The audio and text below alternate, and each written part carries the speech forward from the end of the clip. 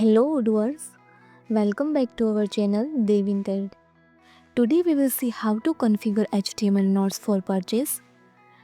An already configured HTML nodes is automatically loaded into purchase order form when you create new. So let's see about that. You can see here our module Dev Purchase HTML nodes. First install this module, so click on this activate button. Now our module is installable. First go to settings, purchase, and see here this HTML nodes right here.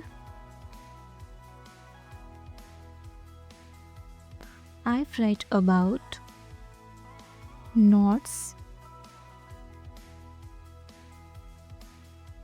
like order 1,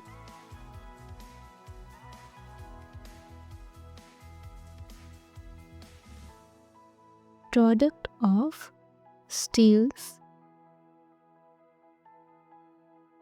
and save. Now go to purchase, create new button, and see here this HTML nodes. I've write there, so here automatically load.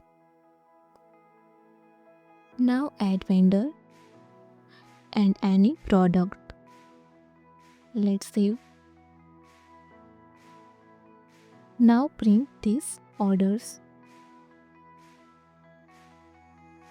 So you can easily see here also display in PDF reports. Thank you.